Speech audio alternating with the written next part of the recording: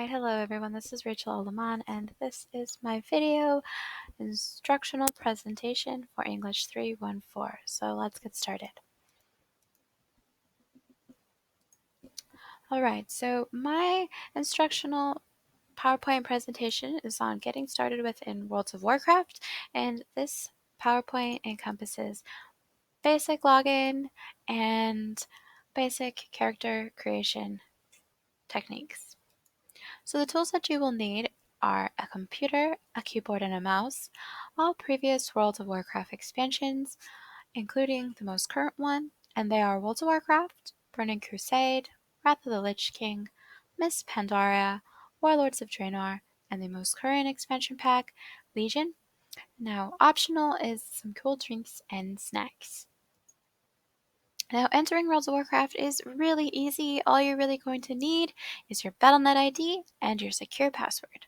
If you don't have a Battle.net ID, then you can sign up to get a free one at us.battle.net/login. Now, logging into the world is really easy. You're just going to need your Battle.net ID and your password. Now, your Battle.net ID can either be the email that you used to sign up with or a username that you have created yourself. Now, the password that you choose should be a mixture of upper and lowercase letters as well as numbers, because World of Warcraft is susceptible to malicious hackers, and these hackers attempt to steal World of Warcraft accounts to sell them for real currency on websites like eBay. So make sure your password is secure. So once you have logged in, you are going to be prompted to a screen that is going to tell you to choose a realm. Now, choosing a realm is very important because there are types of realms and there are population sizes that need to be considered.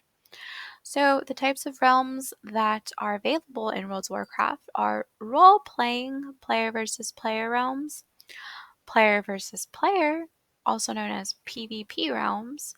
Then there are simply role-playing or RP realms, and normal, which are PvE or player versus environment type realms. Now, the second thing to consider is population size. Now, population size is really important because if your computer isn't optimal, then you're going to want to pick a population that's relatively low, since this is an MMO type game and these population size can dictate how many players are online at any given time. So population sizes consist of new players, medium population, high population, and full population. So once you've chosen your realm and your desired population size, it's now time to choose and pick your character. So the next screen that you will see should look exactly like this, and this is your character type screen, or your character selection and customization screen. So as you can see, we have gender, the factions you can choose from, the available races, the classes that you can choose, and the customization button. Now, character creation consists of being able to choose your faction. Now, in World of Warcraft, there is the Alliance faction, and then there is the Horde faction. Now, the color blue will represent Alliance, and the color red will represent Horde, just like this picture dictates. So it's important to note that the faction that you choose will dictate the playable class races that are available to you. So if, for example, let's go back, you want to play a gnome, then you are only going to have certain classes available to you.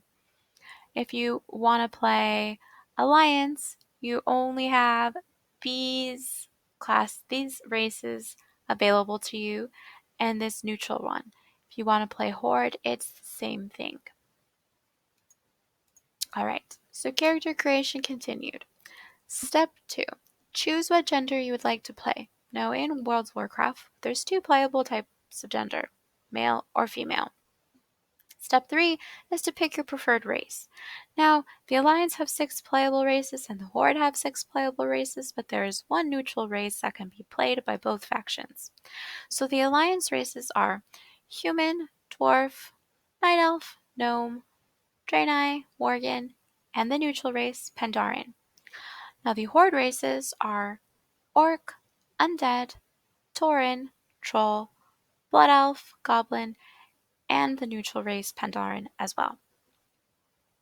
So once you have picked your character's faction, your gender, and your race, it's now time to customize the way that you want your character to look. Now, I have a troll up here in this picture, and the customizations available to this troll are skin color, face, hairstyle, hair color, and tusk sizes. Now, I have an example up here. Trolls and Tauren get tusk customizations, or humans and goblins can get ear or facial piercing customizations. It all depends on the race that you choose to play, because each race is going to have specific customizations. For example, Undead has facial feature customizations, and so on. Now, once you have customized your character to your liking, it is now time to pick the class that you want to play. Now, classes are very important because race will dictate what class you can play also. And now, classes are classifications within the game, and they're kind of like professions, but not really like professions. They're just abilities that you specialize in. So the classes that you can choose from or that are available in the game are Warrior, Rogue, Shaman, Monk, Paladin, Priest, Mage, Druid, Hunter, Death Knight, Warlock, and Demon Hunter. So now once you have picked your class and you have finished all of your customizations, it's now time to name your character. Now naming your character is one of the funnest and most important parts of the whole character creation process, because your name is what people in the game will most likely be referred to you as. So make sure that your name is appropriate. The World of Warcraft will reject any inappropriate names and prompt you to create another name that is suitable. So once you have picked your name and you have typed it in here, this little finish button here will flash bright yellow and you can click finish.